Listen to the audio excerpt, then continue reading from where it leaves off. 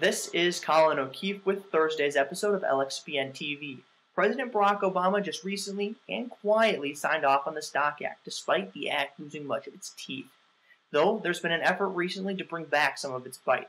Joining me now to discuss the latest with the Stock Act is Stefan Passantino, head of McKenna Long and Aldridge's political law team, and also author on the firm's Pay to Play law blog.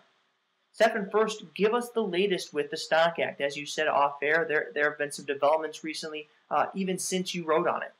Yeah, it's good talking to you again about this. The last time when you and I talked, Congress had just passed the Stock Act, which is a bill that's designed to make sure that members of Congress and their staff don't trade stocks based on inside information that they might have just by virtue of the fact that they're working on Capitol Hill. Now, at the time when we talked, the bill that had been passed was really tough on members of Congress and their staff and had stripped out all of the pieces that were going to regulate what are called political intelligence firms, which are the outside groups that are not quite lobbyists, but they're paid by New York hedge funds and others to tell them what's going to happen on the Hill before anyone else knows so they can make money in the stock market. So fast forward to now, what has happened is really two pieces, one of which is what you just talked about, which is without a great deal of fanfare, Congress, both the House and the Senate, in a rare showing of speed and unity, stripped out a lot of the teeth of the Stock Act as it applied to them, which is to say it does not apply any longer to the staff. And also what was going to be electronic filing of all of the transactions now has turned into paper filings.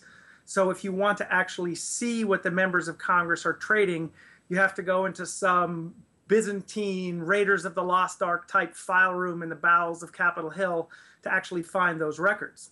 Now, at the same time, the things look like they might be changing for the private sector as well.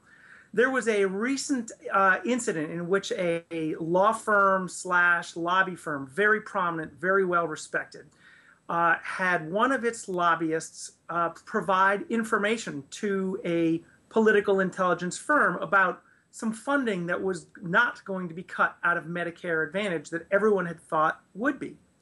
Well, so this law firm / lobbyist provides the information to a political intelligence firm about 3 o'clock in the afternoon when this information wasn't supposed to be released until after the market closed. The political intelligence firm issues a broadcast to its clients, and some several $100 million of stock trading happens that afternoon before anyone knew about the Medicaid Advantage change that was coming. Well, that, of course, has really made a lot of folks upset and has put the Stock Act's private sector prohibitions back on the radar screen. So yeah, even since our last blog, what we've had is, again, bipartisan, across the board.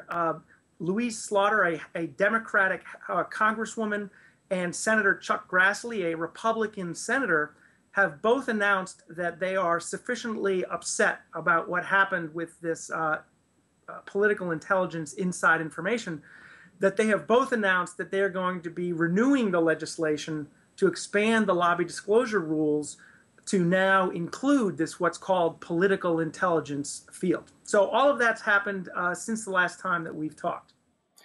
So sagging a little bit off of what you're talking about there, you wrote that the political intelligence community should be, quote, ready for its close-up. Can you explain what you mean there, what kind of scrutiny they'll be facing, and if it's warranted? Well, we're going to see. The scrutiny that they're going to be facing is that currently the only individuals who are required to register publicly and disclose their activities are lobbyists, federal and state lobbyists who actively try to change what's happening on Capitol Hill and in the administration. If you are simply an individual who is listening to information and passing it along to Wall Street, you don't have to register. Nobody knows who you are. You can basically take whatever information you want, pass it along without any registration or filing requirements. There is now, because of what's happened recently, a significant call again to maybe expand all of the lobbying disclosure requirements to include the political intelligence community. Now, there are huge pitfalls to that, which is one is that they're really essentially doing nothing more than reporting. They are the media to a large extent.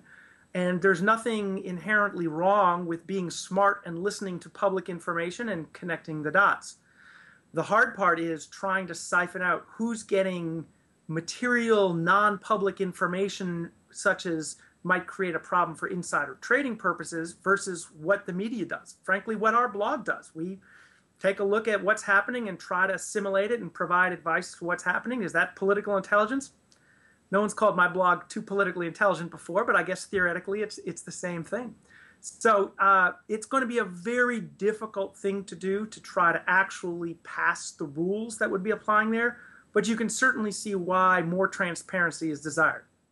Absolutely. It's going to be a fascinating story to watch, to see if the Stock Act gets some of its teeth back and to see how that plays out with the political intelligence community. Once again, that was Stefan Passantino of McKenna, Long, and Aldridge. For more of his insight on the Stock Act, be sure to visit paytoplayblog.com. And of course, visit us at lxbn.com for hundreds of these LXBN TV video interviews, along with curated commentary from the LexBlog Network's more than 8,000 members. Thanks for joining us, Stefan.